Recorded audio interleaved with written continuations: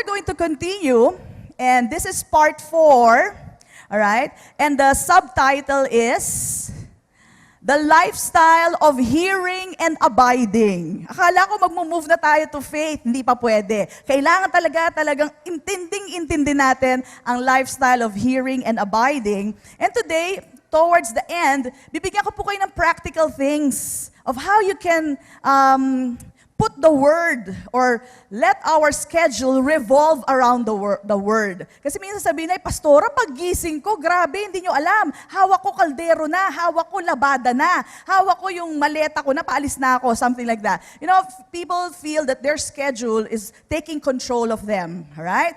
But this is a choice that we have made. Pwede nating palitan yan. Sabi mo sa katabi mo, pwede pang palitan yan. Yan lang kasi ang nakasanayan natin at tinanggap na natin. But you can still change that. So towards the end, I'll give you some practical ways that we can revolve our schedule on the Word. Hindi yung schedule natin, isisingit lang natin basta yung salita. Hindi, magre-revolve po ang ating lifestyle sa salita ng Diyos. Later on, towards the end. Okay?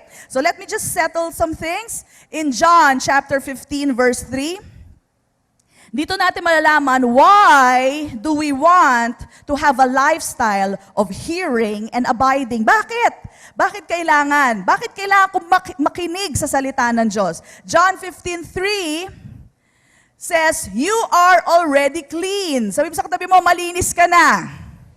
Okay, maski feeling mo hindi ka naligo ngayon, malinis ka na. Bakit? You are already clean because of the word which I have spoken to you. Do you know that every time you come to church, you are being cleansed?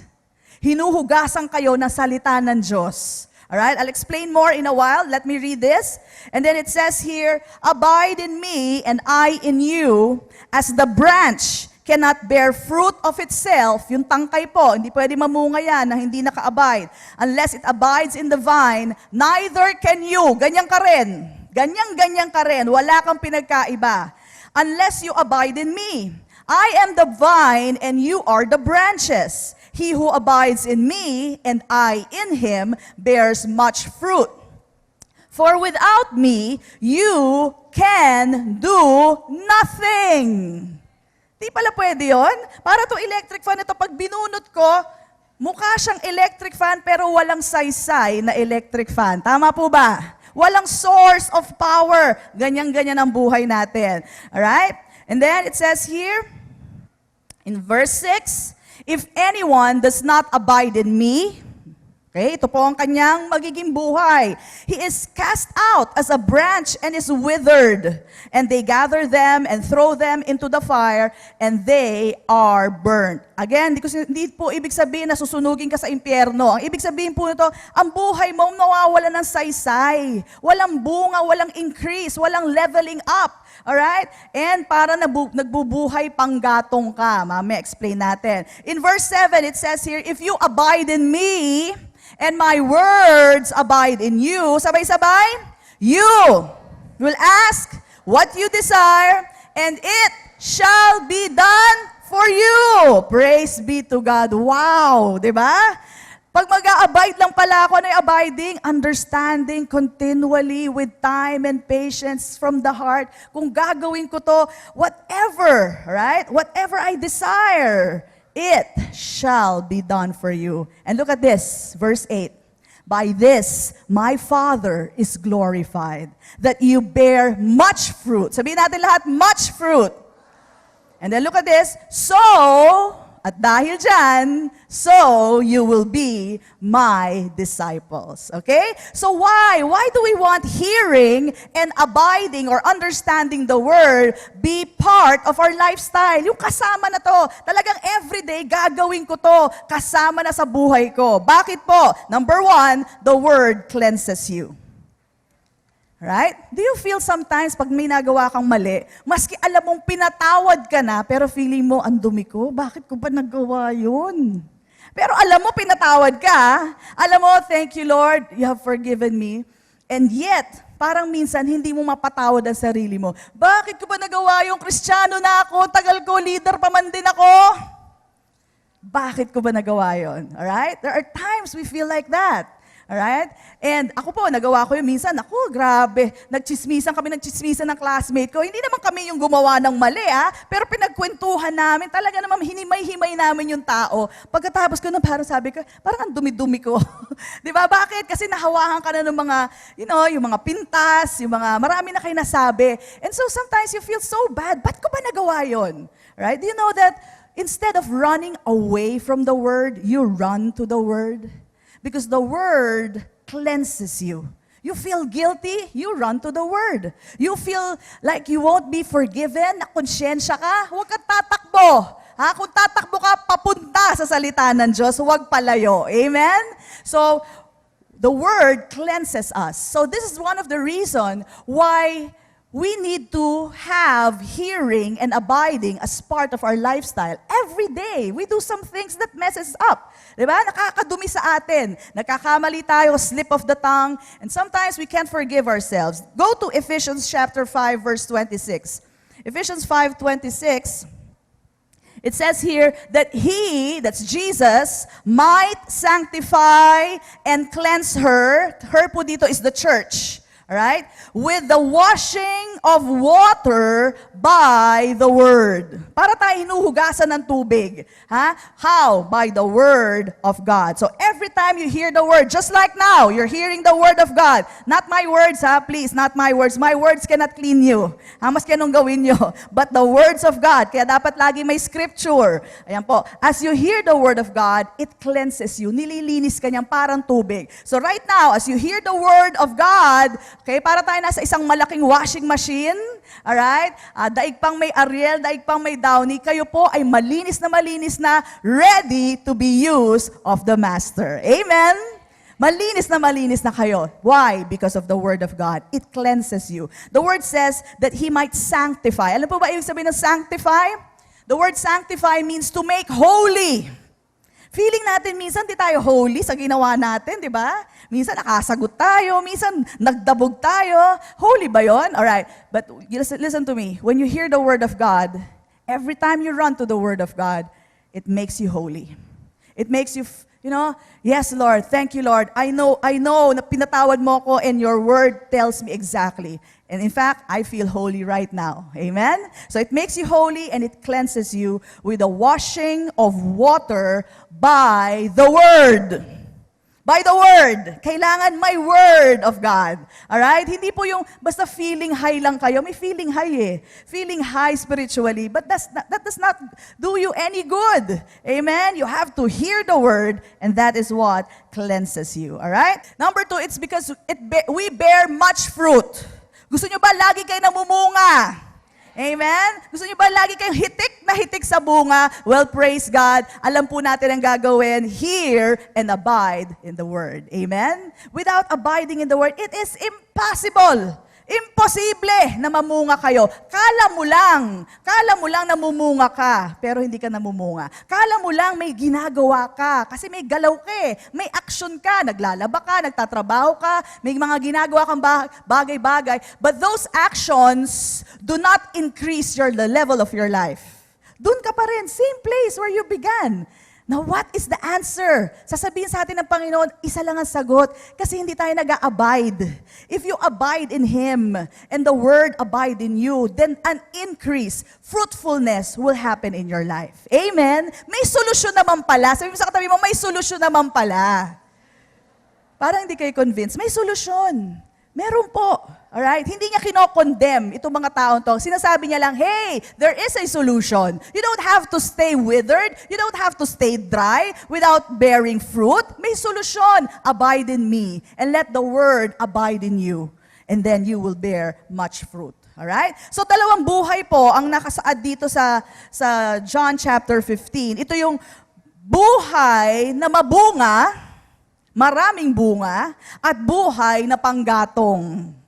Of course, alam na natin kung anong gusto natin. Buhay na mabunga. Ang buhay na mabunga, ito po yung blessed to be, isa pa ho, blessed to be a blessing. Amen. Pero yung buhay na panggatong, alright? Hindi ka blessed. Tapos, nagiging pagpapala ka lang sa iba. Ibig sabihin, tuyot ka na dahil sa trabahong ginagawa mo, pero ang yumayaman, ibang tao. pagod ka na, pero parang walang nangyayari sa buhay ko, pero sila parang ang saya-saya nila. Bakit? Kasi buhay panggatong. Alright? Sabi dito, men gather them and they throw them into the fire. Alright? So natuyot na yung buhay, pero ang buhay nila nagagamit lang, napapagod para sa ibang tao. But praise be to God, even though if you are working for other people, alam niyo po bang makikita pa rin ang bunga sa iyong buhay? Makikita nila, bakit ganyan? Pare-parehas lang naman tayo empleyado dito. Bakit ikaw parang ang lahat ng anak mo nakakapag-aral? Bakit parang mas masaya kayo, parehas lang naman tayo ng sweldo? Meron po ako isang F12 leader na kausap last week. Sabi sa kanya ng kanyang co-employee. Sabi niya, alam ko naman sweldo natin parehas lang tayo. Pero bakit ikaw, lahat ng anak mo nakakapag-aral? Lahat ng kailangan nila nabibigay mo sa kanila, parehas lang naman sweldo natin. O bakit nga ba? 'Di ba? Bakit nga ba? It's because if you abide in the Lord, all right? And the word abides in you, you will desire whatever and it shall be done for you. Amen. Come on, bless the Lord. Yan ang kaibahan. 'Di ba? Yan ang abiding in the word. That makes the difference. It makes the difference. What a big difference. Amen. So bearing much fruit also is a proof. Sabi mo sa katabi mo, ebidensya. Ebidensya na ikaw ay disciple of Christ. You cannot be a disciple when there's no fruit bearing. Bakit? Kasi pag hindi ka nga namumunga, ibig sabihin hindi ka nag-a-abide. Hindi ka sumusunod o hindi ka, disciple means a learner. Ibig sabihin, you never learned. Maybe you just heard the word, but you never learned. Bakit? Hindi mo inintindi. So, the best proof na ikaw ay disipulo, ang dami mong bunga. Alright? Ang dami mong bunga. Sabi mo sa katabi mo, magbunga ka. Ayan, magbunga ka. And yung pagbubunga na yan, hindi naman yan napaka-misteryoso. Paano ba yan? Hindi ko yan paano gawin. Sabi na ng salita ng Diyos, hear the word and understand the word. Mamumunga ka, tiyak mamumunga ka. Amen? Alright, praise God. So, the Lord wants us to be fruitful. Alam niyo po ba kung meron pong isang tao, isang person, the one person who would like us to bear much fruit, sabi natin much fruit, none other than Jesus Himself. Why? Because when you bear much fruit, the Father is glorified. Yan ang pinakagusto ng Panginoon. Alright? Jesus' goal is for us to glorify God. Every time you are blessed, every time you're enjoying the fruit, your family, good health, you know what? The Father is glorified. Unang-una na kayo magpapasalamat. Thank you, Lord! Salamat sa magandang buhay! Kay ganda ng buhay. Amen? And God is glorified. When people see you, bakit ganyan ang buhay mo? Ang bless-bless mo naman. Okay? Sabi mo, God did this all. Amen? It is because of Jesus Christ. Amen? Come on, bless Him! Siya ang una na pagpapala. Praise God. So siya rin po ang unang lungkot na lungkot pag hindi po tayo nagbe-bear fruit. Sayang. Sayang. It's so available. It's available for all. It's just about abiding in Him. Right? And why will you not do that? When all the benefits, riches, honor, long life, right? Profit. Bakit hindi? Di ba? And today, I'm going to help you incorporate, it's more of revolve your life around the Word. Alright? Hindi yung isasama mo lang. So mamaya po yan. Okay, next. Matthew 7:17. Matthew 7:17. Ito po ay sagot para po doon sa mga taong magtatanong, ito ba talaga ay born again na tao? Ito ba talaga ay follower ni Jesus? O kaya, you want to find out, itong tao ba ito ay totoo? Should I trust this person? Nakakaroon po ba kayo ng ganong klaseng sitwasyon? Dapat ba ako magtiwala sa tao na to? Lalo na doon sa mga naghahanap ng asawa. Okay? Ito bang tao na to, pwede kong pakasalan? Okay? There are lots of ways to find out. One scriptural way is this. You close your eyes, right, and you pray, Lord, siya na nga ba? Pwede yon, okay? Pero meron po isang paraan na binigay po sa atin ng Panginoon, and this time, you don't close your eyes. Right? You open your eyes. Imulat mo ang iyong mga mata. At tingnan mo ang kanyang mga bunga. Pag maganda ang bunga, maganda ang lalaki. Ay, sorry. Maganda ang buhay ng tao na to. Pag pangit ang bunga, pangit din ang buhay ng tao na to. Alright? Doon po tayo babase. This is so scriptural. Some people miss it. Sayang, it is so practical. Will I take this employee in? Okay? Kaya po maganda may probation period. Bakit po? Kasi sa interview, ang dali magsalita, ay masipag po ako, ay opo, masunurin po ako, ay naku, galing-galing ko. Ang daming sinasabi nga, tapos biglang sa isang buwan makikita mo, dabog ng dabog, ang di maayos sa pagtrabaho. Okay? So maganda po may probation period bago po talaga i-permanent sa job. Okay? So, in Matthew 7:17, look at this. This is so practical. Even so, every good tree bears good fruit, but a bad tree bears bad fruit. A good tree cannot, imposible, all right, cannot bear bad fruit, nor can a bad tree bear good fruit. Every tree that does not bear good fruit is cut down and thrown into the fire. Everybody now, verse 20, therefore, by their fruits, you will know them. Amen? Sabi mo sa katabi mo, bunga-bunga lang yan. Sa bunga nila, makikita mo ang ebidensya. Okay? Now, let me tell you something. This is not for you to use to condemn people. Rather, ay ganyan ba bunga niya? Ito po ang biyaya ng Diyos na sa atin. Tulungan mo. Mag-sow ka ng seed sa buhay nila. It's not to judge people. It's, okay, I will not trust you now. Siguro in time, let me sow seeds into your life. Para sa ganon, itong mga seed na to, kung iintindihin mo, you will embrace it, it will grow in your life at magkakabunga ka. Unfair naman, kakasow mo lang ng seed, expect mo na naging maayos siya. Okay? Everybody deserves a chance. Amen? Everybody, we deserve the chance. Amen? Pinagbigyan tayo ng Panginoon. Hinayaan niya na mag-grow ang seed sa buhay natin. And now, tada, okay na tayo, di ba? Alright, but before, hindi naman tayo ganito, di ba? Iba sa atin, nakataray. Napakataray. Ayan, may mga ngumingiti sa akin. Alam nila, mataray sila dati. Okay, ang taray-taray, ang yabak-yabang, wala kang makitang bunga. Walang-wala talaga, kaya lang binago ng salita ng Diyos na naitanim sa puso nila, niyakap nila, inintindi nila. Amen? That's the power of the Word. Praise God. So, let's give them a chance. This is not to judge people. You know, God is not in that business. He wants people to change. Amen? Lahat naman tayo binabago at binago ng Panginoon. Amen? Dati rin tayong masungit. Okay, praise God. So, okay? It is for us to help people, minister to them. But of course, just being wise, hindi muna ako magtitiwala sa'yo. I mean, tiwalang pakakasalan na kita, tiwalang ibibigay ko sa'yo lahat ng pera ko. Ay, of course, hindi muna. In time, okay? That's the wise thing to do. In time, after I've sown my seed in your life, alright? Then, makikita ko kung anong klaseng bunga ang meron ka. Okay? Pangit ba ang bunga? After some time, pangit ang bunga. Okay, it means hindi pa siya handa para sa tiwala mong ibibigay. Amen? Hindi pa ngayon. Maybe some other time, but not yet. Hindi ko bibigay sa yung pitaka ko. Hindi ko bibigay sa yung anak ko. Amen? Sabi nga nila, yung mga naghahanap ng yaya, okay, kung kaya mo pagkatiwala yung pera mo, then pwede mo pagkatiwala ang anak mo. Kasi iba, binibitin ng patiwarik yung mga anak. Ingatan ang mga anak, okay? Hindi nyo basta iiwanan ang mga babies nyo kung kani-kanino. Amen?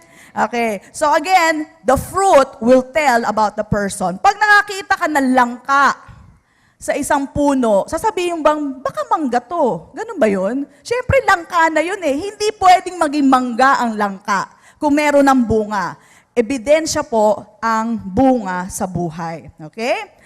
So, Pastora, what kind of fruit ba ang hinahanap natin? Yung bang mayaman? Fruit ba yun? That's just an effect. Effect yan, pero hindi yan ang bunga. So, huwag ka basta maghahanap ng mayaman. Dahil maraming mayamang corrupt. Marami ding mabuti, pero marami ding corrupt, di ba? Okay, so, hindi yaman ang fruit. Hindi fruit po na yaman ang hinahanap natin. Yung bang sikat, pastora, yung bang titignan ko, sikat siya eh. Ang dami may kilala sa kanya. Yung po ba? Okay, hindi rin. Ang dami rin sikat na ang daming tinatago, di ba? Okay, so, yung gwapo ba, pastora? Yan, pwede na sigurong basis. Kung pwede ko maging asawa to, gwapo! At ang ganda-ganda, hindi rin po. Okay, what are the fruits? Huwag kayong magkakamali. Okay, Galatians chapter 5:22. These are the fruits that you are going to look for. But the fruit of the Spirit is love. Okay, at least maghanap ka man lang ng isa dyan. Okay? Siya po ba ay mapagmahal? Okay? May joy? O lagi siyang nakasimangot? Peace? O lagi ba siya nakikipag-away?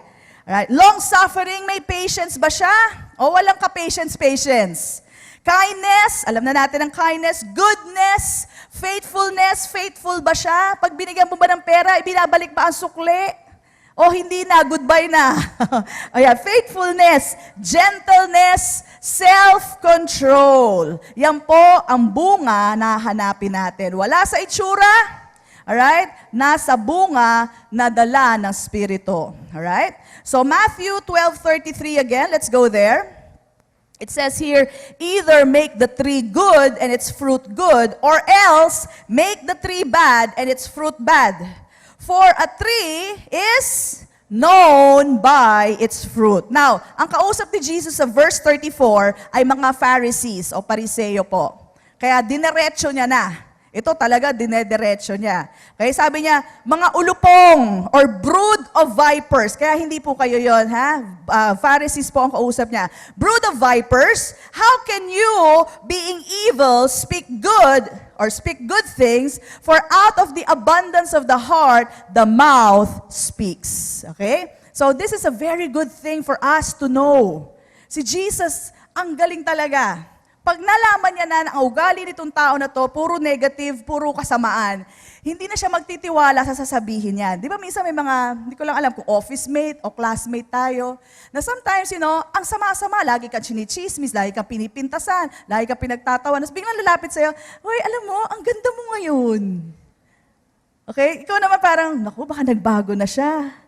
Hindi. Alright? Kung siya po ay talagang yun ang bunga niya, okay, magduda na kayo sa mabuting lumalabas sa kanya. Bakit? Dahil consistently negative ang lumalabas sa. How can you, being evil, have good things to say?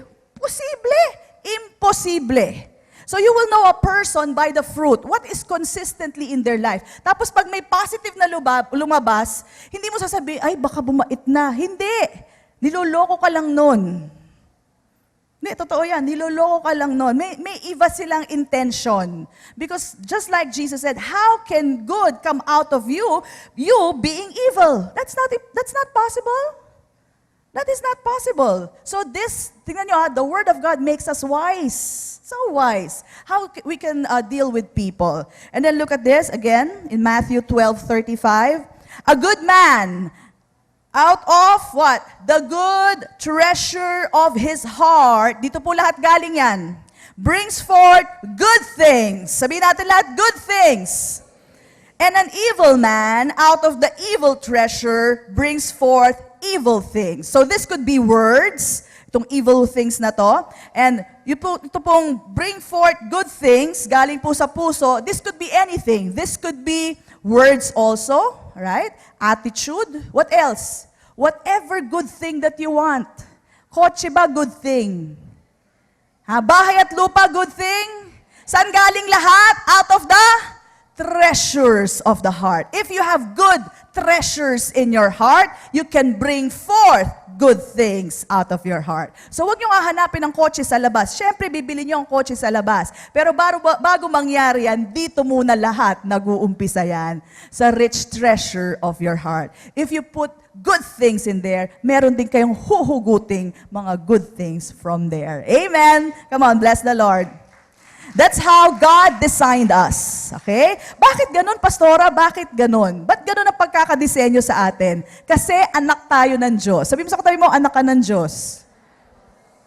Okay? Anak tayo ng Diyos. And that is exactly how God created all things. Alright? God, from what He has in His heart, alright, spoke out the Word, Jesus, He spoke out the Word of God, who is Jesus, and brought forth the good. Sabi niya, let there be light, and there was light. Now, dahil ikaw ay anak ng Diyos, mana-mana lang yan. He designed us to be exactly that. If you fill yourself with the Word of God, you are abiding in Christ and the Word is abiding in you, you and the Word becomes one. You are so unified with the Word that the Word coming out of your mouth is exactly the Word of God. There's power there. That when you say, let there be provision, and there was provision. Exactly how God does it. Amen? Sabihin natin lahat, like Father, like child. Amen. Come on, bless the Lord. That is how He designed us. So again, hindi mo hahanapin sa labas. Mahirap maghanap sa labas. Dito nyo muna hanapin. Dito nyo muna, punuin muna ang salita ng Diyos. Punuin natin ang sarili natin ang salita ng Diyos. All these good things. Alright? His promises, His provision, the healing has provided. Alright? Pag nalaman po natin yan, and we're so convinced of it, persuaded of it, because we understood it, talagang nag-a-abide sa ating puso. Pag binigkas mo yan, it's as if God Himself declared it. Amen? Just as if God declared it. Amen? Praise God. Okay, patuloy po tayo. Are we learning? Amen. Praise be to God. All right? So, let's continue. This is the best that God has for us. You know, prayer is good. There are times when we feel weak and we need people to pray for us. We need that. Even si Paul, pag meron siya mga tatahaking mga journey niya and medyo delikado, sasabihin niya sa congregation, brethren, pray for me. Sinasabi niya, we need prayer. That's true. But that is not the best of God. Kasi prayer means, I'm dependent on you. Paano kung makalimutan mo? Paano kung inantok ka, hindi mo na ako pinag-pray? Dependent ako sa'yo. But the thing is, the Lord wants the best for us. Ang gusto niya, when you need it, at the time you need it, you declare it just like Him. Amen. That's the best of God. Hindi yung mag-aasa ka pa, Pastora, pag-pray mo naman ako. Leader, pag-pray mo na. Hindi pwede yun. We're not dependent on others in that way. Hindi naman masama yun. When in times of trial, sometimes, minsan nagugulo tayo, di ba? Okay, we need prayer. No problem. Okay, we should pray for one another. And that is powerful. But the best of God, there's good, acceptable, and the perfect will of God is that you feel yourself abiding in the Word so that when you declare it, when you ask, you shall have whatever you ask. Amen? That's the best of God. That's the best of God. Papunta na tayo doon. Yung iba sa inyo nakarating na. Amen? So yung iba, papunta, ganun pala yun. Okay, yung iba sa inyo, papunta pa lang. Yung iba naman, experience na yan. As they desire, as they start, as they have been sowing seeds in their life. Bigyan ko po kayo ng mga testimonies. Ano lang naman to, mga cute lang naman po. You know, sometimes, I would ask God, you know, Lord, parang gusto ko ng ganito ngayon. May mga ganyan ako eh. Gusto ko ng laing ngayon. O kaya, meron akong, Lord, parang gusto ko ng chocolate ngayon. Ayan, madalas akong ganyan. And alam nyo ba, walang palya, never ako nagparinig. Never. So sabihin ko, kay Lord lang ako humihingi. Never ako humihingi sa tao. Alam niya ng mga anak ko. Tapos sabihin ko, Lord, gusto ko ng chocolate nga. Alam niyo ba, lagi ako may chocolate. Okay? Kaya minsan yung mga anak ko sabihin, Ma, humingi ka ba ng chocolate ngayon? Ang ibig niya sabihin, humingi ba ako kay Lord? Di ba? Hindi nila sinasabi, humingi ka ba sa member? Never. Hindi ko gawain yon, please. Alright? So, humingi ka ba ngayon? Sabi ko, ay hindi. Dapat sinabi nyo kanina, o sige sandali, Lord, peging chocolate. Alam nyo ba, second service na, third service, may dumating tsokolate. As you desire, whatever it is, it shall be done for you. That is the truth. As simple as chocolate. As simple as makeup. Minsan may gusto kong bilhin, gusto ko yata ito bilhin. Tapos sabi ko, saka na lang. Parang may feeling ka wala pang timing eh, di ba? Tapos mamaya sabihin ko sa may nagbigay sa, hindi nga, alam mo bang bibilin ko sana to? Alam mo, laging ganun po, natutuwa po ako, no? And you know, the Lord just, Kung kala nyo walang concern si Lord sa kagustuhan nyo, kung anong gusto nyo, gustong-gusto niya ibigay sa inyo. But He cannot go against His word. It is written, if you abide in me and my words abide in you, you will ask what you desire. Kailangan may connection. It shall be done for you. Amen. It's clear. It's very clear. Alright? But He cannot go against His word. Hindi po pwedeng, basta ganun lang. Hindi po pwede. Kailangan ko ano sinabi sa salita ng Diyos. Praise be to God for His word. Okay? So, ang laki po na nagagawa if we make hearing, like what you're doing right now, and abiding in the word, our lifestyle. Sabihin natin lahat, lifestyle. So, Pastora, when do I start sowing seeds? When do I start listening and abiding in the Word? Okay, ito po ang sagot. Kailan? Long before the need arises. Okay? Long before the need or the desire arises. So, when do you start sowing seed? Kung hindi pa kayo nakakapag-sow ng seed, kung hindi pa kayo nakakikinig talaga at iniintindi talaga ang salita ng Diyos, alright? Start today. Sabi mo sa katabi mo, now na. Okay, ito tandaan nyo maski bata ka pa, pwede mong lagpasan ang nanay mo. Walang ano dito, ano matawag dyan? Ang tawag dyan? Walang hierarchy, ayan. Wala sa edad yan. Nasa pagkikinig at pag-intindi ng salita ng Diyos. Pwedeng mas blessed ka pa, maski isang bahay ka, mas blessed ka pa sa nanay at sa tatay mo, maski bata ka pa. And that happens. Bakit na lang siya palagi ang may regalo? Bakit siya na lang palagi mapasalubong? Favor of God. Amen? Siya palagi, bakit? Di ba nangyayari sa pamilya yun? Bakit siya lang? Alright? It happens. It happens. Alright? So, again, the question is, when do you start sowing the seeds? You can write this down, long before the need arises. Long before the want arises. Okay? So today yan, if you haven't sown seed, if you haven't been hearing the word and trying to understand it, ngayon na po ang sagot. Alright? So, maski wala pa yung desire, wala pa yung need, kaya sabi mo, hindi naman ako nag-desire ng bahay ngayon kasi nakatira kami sa nanay ko Maski wala pa yung desire na yun, mag-umpisa ka na. So that when the need arises, okay, when the need arises, mamimitas ka na lang. Amen? Hindi mo iintayin, Mami, bili mo ako ng laptop. Okay? Kung wala kang tinanim, wala kang aanihin.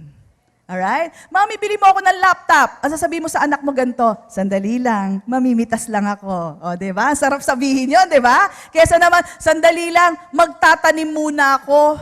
5 years from now, may laptop ka na. Ay baka hindi na uso ang laptop. Okay? 5 years from... So, syempre, may time. Alam po natin yon, may time and patience. Alright? But if you sow, when the need arises, huli ka na.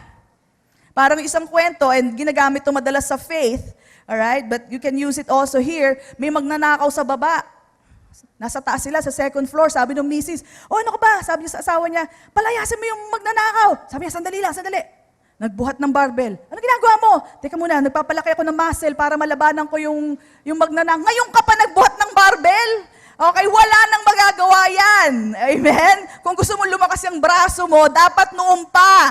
Kundi, mabubukulang ka lang dyan. Alright? Sayang lang. So, when do you start sowing seed? If you haven't sown seed yet, start today. Sabi mo sa katabi mo, now na. Okay. So, that's how we do it. Alright?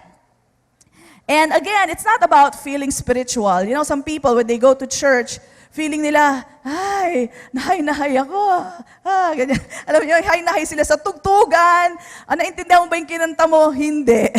Ang ganda kasi ng tugtog Di ba minsan, may tugtog kasing nahahay ka lang, tugtog pa lang, di ba? Parang na ka na.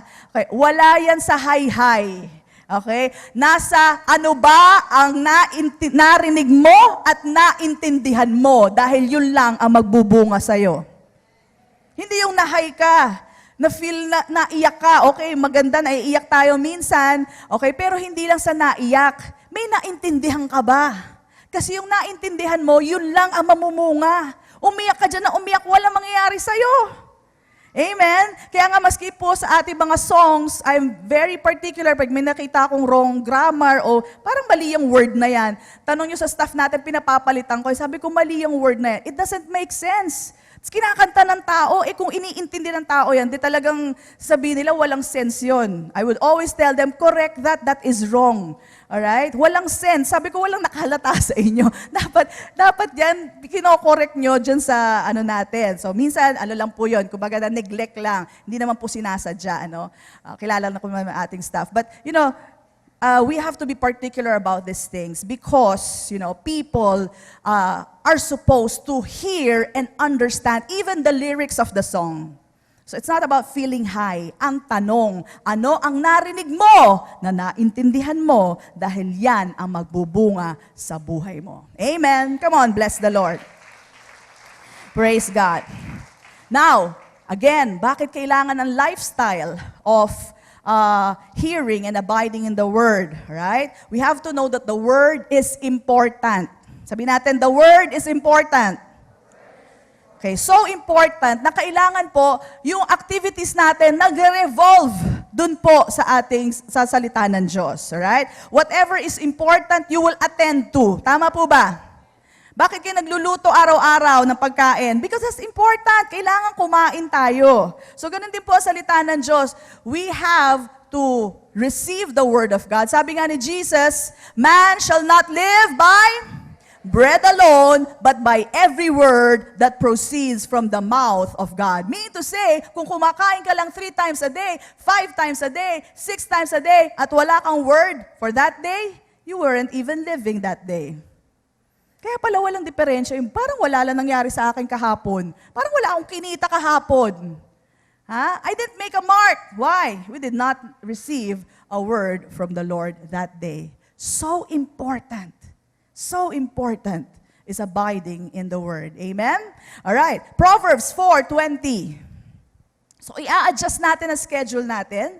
All right. Proverbs 4:20. Look at this. My son, okay, give attention to my words. Incline your ear to my sayings. Do not let them depart from your eyes. Ganun ka-importante. Hindi ko naman sinasabing lagay nyo na dyan sa harap nyo, di ba? Ibig lang sabihin niya, laging nasa isipan natin, lagi natin pinag-meditatean, alright? And it says here, keep them in the midst of your heart. Why? Bakit? Ganun ba ka-importante yan? For they are what? Life. What kind of life is this? It's the God kind of life for you.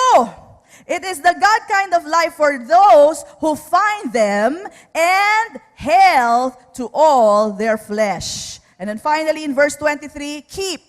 Ibig sabihin po ng keep dito, ingatan po natin ang ating mga puso. Keep your heart with all diligence, ng may kasipagan. Why? For out of it spring the issues of life. Anong issue ang gusto mo sa buhay mo? Gusto mo ba yung madrama-drama? Sige, manood ka ng telenovela araw-araw, magdadrama ka talaga. Alright? Pero gusto nyo ba yung may kagalakan, may peace, may katalinuhan? Then keep your heart with the Word of God, with all diligence, and it will produce for you that kind of life. Payapa, masaya, alright? Maayos. Bakit? You have the Word of God in you. Amen? All right. Now, so these are all the reasons why we should have a lifestyle of hearing and abiding in the Word. So now, let me teach you or give suggestions. Hindi naman po to fixed thing, but based on the Word of God, we should keep the Word day and night. Sabi po yan sa Psalm chapter 1. Let me just read it. Psalm chapter 1, verse 2. Okay? Actually, ang ginamit po dito is the word, the law. But of course, we're not under the law. So what we have to do is change that to the word. Okay? Psalm 1:2. It says here, but his delight is in the law, or palitan natin, is in the word of the Lord. And in his word, he meditates what? Day and night. He shall be, and this is the effect, he shall be like a tree planted by the rivers of water that brings forth fruit. or brings forth its fruit in its season, whose leaf also shall not wither, and, look at this, sabay-sabay, and whatever he does shall prosper. Gusto po ba natin ng ganong buhay? Lahat ng gagawin mo, alright, nagpo-prosper. Amen? If you want that, then this is the key. Hindi naman po nagsisinungaling ang salita ng Diyos. Tingin natin minsan, ay abala, ay matatagalan ako. Pag umupo ako dyan, baka masisira na yung schedule ko. Kala mo lang yun. Alam nyo ba kung gano'ng kabilis na aayos ang schedule mo pag inuna mo ang salita ng Diyos? Pansinin mo na inuna mo tapos hindi mo inuna. Gusto nyo mag-experiment kayo kasi nagagawa naman natin sa araw-araw. Gawin nyo talaga, unahin nyo muna ang salita ng Diyos and observe your day. See the difference without the word and with the word, first things first. Just see the difference. Kayo na po mismo magpapatunay. Amen? Okay, so, as I said, I'm just going to give you now practical things, how to revolve our life around the Word. Because it is so important to hear and abide in the Word. Okay? Are we ready? Okay, first, dahil po uso-uso na yung technology ngayon, gamitin na natin for our advantage. Alright? You can make use of technology, alright, and set your phones to alarms. Kung kayo po ay early person, then set your phone alarm, okay, 1 hour or 30 minutes before your children wake up or before you go. Alam ko medyo challenging yan, maski ako hindi ko kaya yan. Okay? So hirap na hirap po ako dyan. So I'm not a morning person, I'm an evening person. So in the morning, I just wake up, I praise the Lord, and that's what I do, I pray. Okay? But for those who can do this, make use of your cell phone to alarm you, para gisingin kayo. Okay, you can pray and you can read the word maski habang tulog pa yung mga tao. Now, kaya ko po sinasabi use technology kasi po, alam naman po natin ang TV, hindi naman siya by demand. Diba? Pag gusto mo manood ng Kenneth Copeland, iintayin mo yung schedule ni Kenneth Copeland sa TV. Right? But through CDs, through websites, ngayon by demand na. Kung kailan mo gustong panoorin, pwede na ngayon, di ba? So praise God. Alam ko naman, marami sa atin may cellphone, maraming may mga, tawag dyan? Laptop and tablets. Well, you can make use of that. Gamitin na natin for our advantage. Okay? So, when you wake up, thank and praise the Lord. That's the first thing that we should say. Thank you, Lord. Thank you, Lord. Buhay ako. Ako'y nagpupuri sa'yo. Amen? Alright? And then, play Christian music. These are just suggestions. Alright? Play Christian music in your iPod, iPad, CD. Okay? DVD, CD natin. Preaching. Bago kayong mag-Chris, ano matawag doon? Chris on TV o Chris TV. O bago nyo buksan yan, ha? Manood muna kayo o makinig muna kayo ng mga Christian things. You know, I would always tell my kids, bago kayo magbukas ng computer, kung magbubukas man kayo, makinig muna kayo ng message o magbukas muna kayo ng Bible. I would always tell them that. Of course, nakikinig ba? Yun ang tanong. Okay. So, meron po mga ganun na challenging things. But that's the best thing to do before anything else, you know? Fill yourself with the Word of God. And marami po tayong mga members dito, they would tell me, Pastora, habang naglalaba ako sa umaga, nagluluto ako, naka-on na po yung audio. And nakikinig po ako sa salita ng Diyos. That's good. Alright? What else? Subscribe. Sabi ko nga, make use of technology today. Mag-subscribe na po tayo through email, mga devotionals, links to the Word, newsletter, or preaching. Kung kayo po yung klaseng tao, paggising sa umaga, binubuklat ang iPad o ang kanilang mga tablet, sino pong gano'n? Taas, aminin. Uy, ayaw pa. Kabubukas lang ng mata nyo, sabay-sabay, oh. Okay? Kabubukas lang, bukas din ng iPad, bukas din ng mga cellphone. Alright? Kung gano'n po kayo, there's a way for that. Alright? If you are opening your emails, make sure nag-subscribe kayo. Can we have that? Ito po sa akin, ito po subscription ko, at least the first 3. I have subscribed to Joseph Prince Devotionals. Pagbukas ko ng email ko, tiyak meron pong Joseph Prince Devotional. And that's what I do. Minsan tinatamad ka, but I force myself to read the Word there. Tapos meron pong mga explanation dyan, so I get my dose of the Word. Alright? And then, what else? Kay Rick Renner, ito po for further study kasi po may mga Greek word po dyan na ini-explain niya. So I love to read this. No? Sparkling Gems po, and it's a study in the Greek word. And then meron din po akong Spurgeon morning, tapos may evening devotion. So sa umaga pa lang may morning devotion na ako. Bago matulog, meron din akong evening devotion. So you see, what you do is you make sure na may mababasa kayo. Make sure na meron kayong maiintindihang salita. Isang verse man lang yan, dala-dala mo yan hanggang opisina. Isang verse lang yan, pero while you're working, you can even think of it. Amen? Okay, that's how you make the word the center of everything that you do. I also go to David Sumrall's site. Sino po nag-Facebook kay David Sumrall? Wala? Okay. Ayun, tayong tatlo. Ayan. So David Sumrall has this 5 minutes. Kaya po binigay ko sa inyo yan, so you can maybe add him. Sa Facebook lang po yan. Type niyo po, David Sumrall. And then he gives 5 minutes video. Very inspiring. 5 minutes lang, biro mo, nakatanggap ka pa ng salita ng Diyos. Concise lang siya, and very brief lang siya magturo. And yet, you take something with you. 5 minutes. Habang nagtututbrush ka, makinig ka sa kanya. Alright? May baong ka na papuntang opisina. What else? If you have longer time, there's Joel Austin on YouTube. Andrew Womack is a very,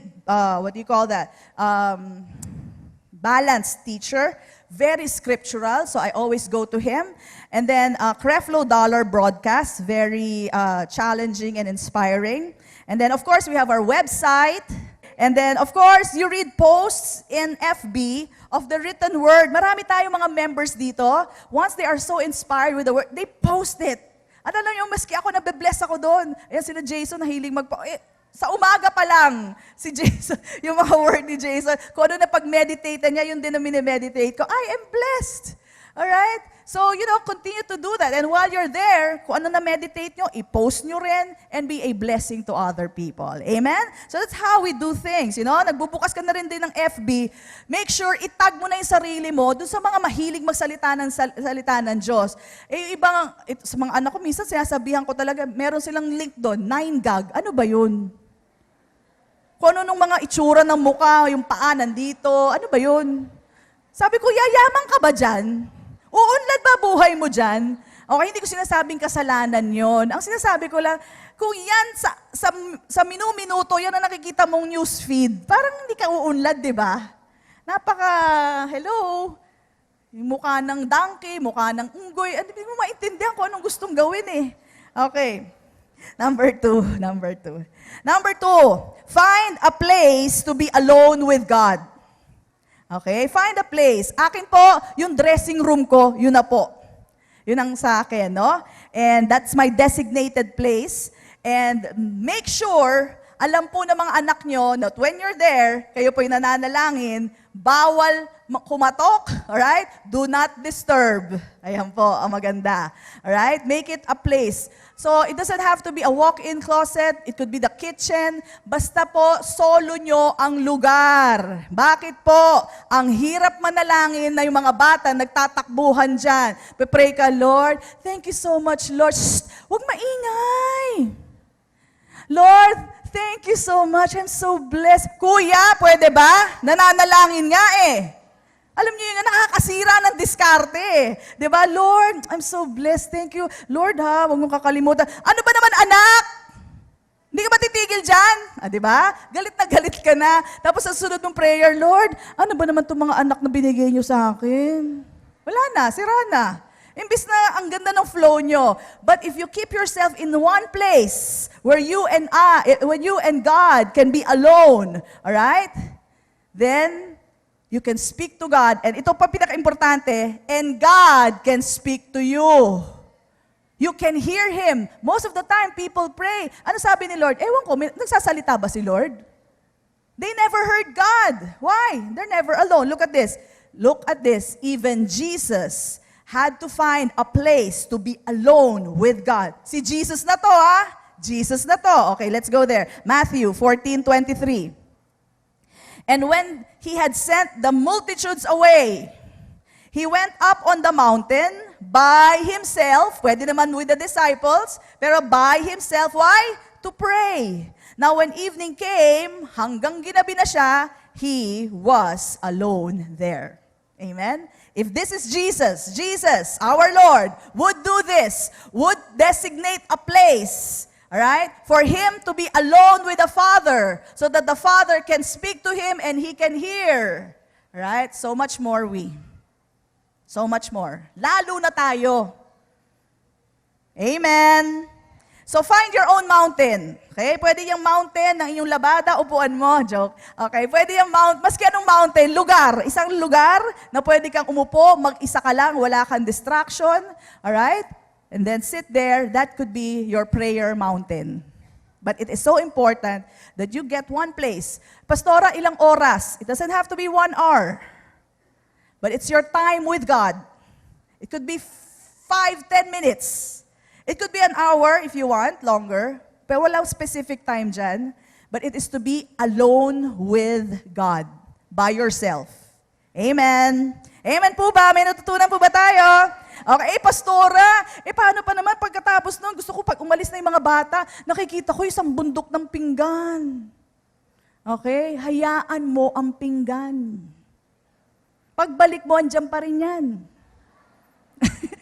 Hindi, malay nyo, dahil nanalangin kayo, nakita ni Mister, siya na naghugas ng pinggan. O, di ba? Mas maganda yun. Paano, pastora, yung sampay ko? Naku, mga ngamoy, pag hindi ko kagad sinampay. Malay nyo naman, paglabas nyo, sinampay na ng mga anak nyo. Di ba?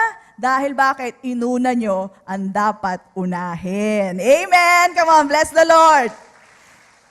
Because of the way things are in our lives, we think those are the better things to do. Amen. Tingin natin yun ang mas importante. Hindi. Mas importante ang salita ng Diyos. Mas importante that you are abiding in Christ and Christ is abiding in you. The Word in you. And see how smooth your life is. How fruitful, much fruit your life is. Amen. Come on. Come on. Bless the Lord. Okay, number 3. Number 3, travel time. Of course, nandiyan tayo sa travel. Lahat tayo, iba sa atin pumapasok, may travel time. Travel time, traffic time, is praying in tongues time or meditation time. Okay? So, imbis na ngayon, magbabago na ngayon ang pananaw mo sa traffic. Pag nakakita ng traffic, ay salamat, mas mahaba ang tongues ko ngayon. Okay? And for all you know, because, you know, it's actually making your travel shorter. Pati yung meditation time nyo. Now, ito po ang hindi natin dapat gawin. Pag nagpa-pray in tongues tayo, nasa bus tayo, nilalaksan nyo ang praying in tongues nyo. Okay? Matatakot ang tao sa inyo. Maski ako, hindi ko kayo tatabihan. Sabihin, kilala pa kita. Okay? Yung mga gano'n, yarako, sharararakhi, yararako, shasha. Alam nyo, nakakahiya kayo. Huwag nyo gagawin yon. Kailangan, hindi nga gumagalaw yung bibig nyo. Yung iba, gano'n lang. Kala may sira ka sa tuktok. Okay? Hindi mo kailangan gawin yon under your breath. Kaya nyo yan, di ba?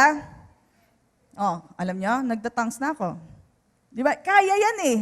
Nagkaya naman po. So, hindi natin kailangan pakita na spiritual tayo dahil actually, ang totoo, tingin nila sira ulo ka.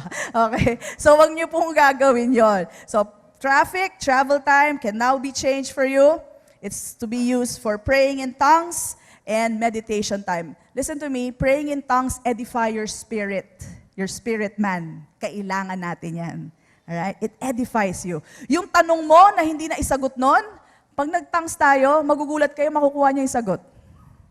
That always happens to me. Okay, number 4, get involved in church. Alright? So why the lifestyle of hearing and abiding and how do we incorporate everything to the Word? Get involved with church. Alright? All that we do here is for your benefit. SOL. Alright? This is for the benefit. It trains you to be disciplined.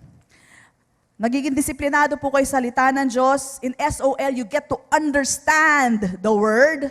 Alright? What else? Join F12, FGs, kung saan dinidiscuss ang salita ng Diyos. Bakit? Para lalo nating maintindihan. Amen? Okay? What else? Attend service, Sunday service, with what? The full intent to hear and understand the Word. Alright? What else? Fellowship with other believers. Kaya po tayo mayroong ka-faith. You can go ka-faith. And dyan po, pinag-uusapan natin ang salita ng Diyos. You know, yung mga ginawa ng Panginoon sa buhay nila and be inspired. We also have upcoming convergence. Ayan po. So, plugging lang po. And we have different ministries where you can, you know, be of service to the Lord. Okay, number 5. Make family time, word time. Ayan. Kami po ni Pastor, favorite time namin, breakfast. Ayan. So every morning, kumakain kami ng breakfast, busog na yung aming mga tiyan, busog pa yung aming mga spirito. Talagang we, you know, take time to just talk about the Word of God. And napakasaya po talaga. Yun ang miss na miss ko ngayon. Alright? And what else? It could be lunch, it could be dinner, kung kailan po nandyan yung mga bata.